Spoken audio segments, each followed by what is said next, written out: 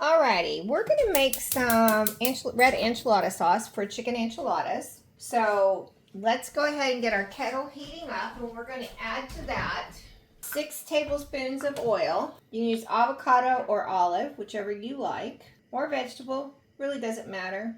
This would not be what I would call authentic red sauce, enchilada sauce, but it's close enough and it's easy and it's fast. And I like making it, so because of its easiness, it's just a much better, easier thing to do. Okay, we're going to add to this 6 tablespoons of flour, and we're going to stir that in. We want this to cook a hot minute. We want to get that flour flavor out. So we're going to let that cook a hot minute. I need to open my bag of chili powder that I got. So I'm going to I am using authentic, you can see here, I'm going to use the hot chili, 1 tablespoon of hot chili, and 1 tablespoon of mild chili so that it's not super hot. So I'm going to use 1 of each. These are from New Mexico. My husband loves this brand, so we special ordered it. I think he got it I believe he got it from Amazon. Okay, so our stuff is going well there. Now we're going to add, let me cut these open. 1 tablespoon of mild. 1 tablespoon of hot. You know, you could use all mild or some hot too. It doesn't really matter. Okay, we need 1 teaspoon of garlic powder. Turn this down a little. Gas stoves have a tendency to burn things up the sides. Okay, and a ½ teaspoon of oregano. Let's go ahead and mix that in real quick. And a ½ teaspoon of salt. Woo, that's looking good, guys. And then about 1/8 of a teaspoon of cinnamon powder and 2 teaspoons of cumin. Oh, guys, I wish you could smell this. It smells really good. You can see it looks really thick. Then we're going to take 4 cups of vegetable broth. I usually buy this instead of making it from bouillon. It's better to buy it already made like this. Just works better for this enchilada sauce. And then to that, we're going to add 1 can of tomato paste. Okay. And then we're going to let it cook until it becomes thick. If it's not as thick as you want it, you can always whisk in some cornstarch, but I always find it gets plenty.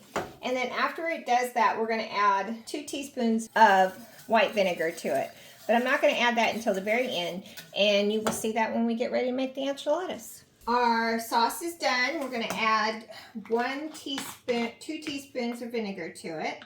Mix that up. And this is what our sauce looks like. All right, now in here, we're going to shred our chicken up and put it in this bowl.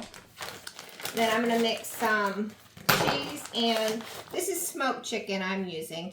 You can use rotisserie chicken, whatever you want.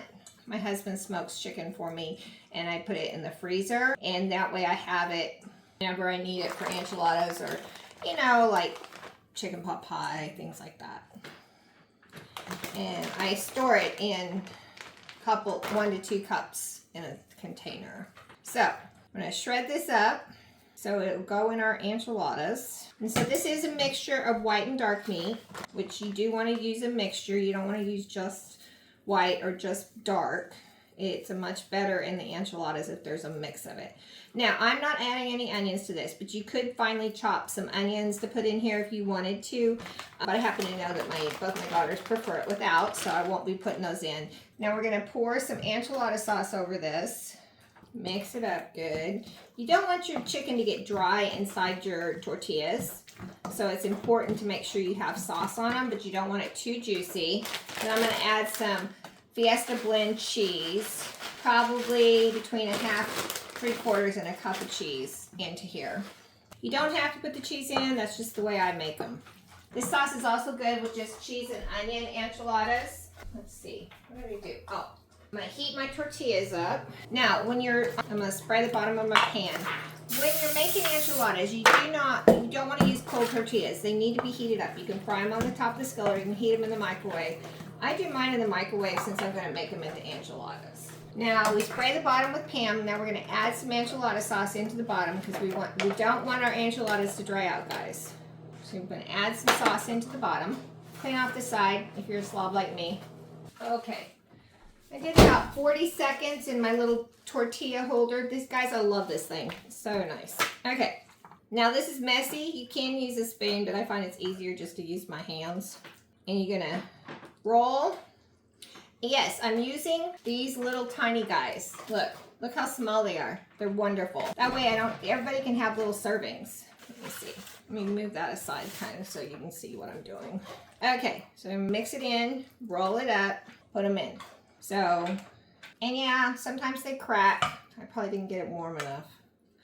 I'm an impatient person. But you know, it's enchiladas. Nobody's going to care. Everybody loves enchiladas. And with a little bit of cheese in the center, it really makes a nice combo with the enchilada sauce and the chicken. Kind of helps. I'm using a disposable pan. Yes, I have lots of pans that size. But I find that enchiladas make a terrible mess. And I just don't feel like washing it, guys. I wash dishes all the time. So, let's do that. Then we'll get these in here. Okay, so here's our pan.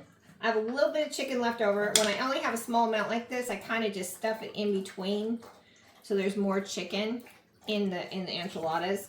You don't have to do this, but this is what I do just because I want to. It's really a preference, guys, really.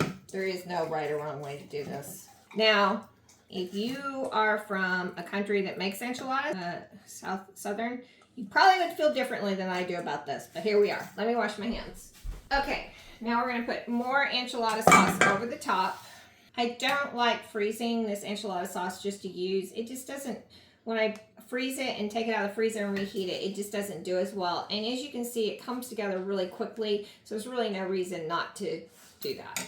Okay, now I'm gonna put a piece of foil over it. I will add cheese onto it at the end after it's baked. Spray your sheet with some Pam in the middle and put it on there. That way it won't stick.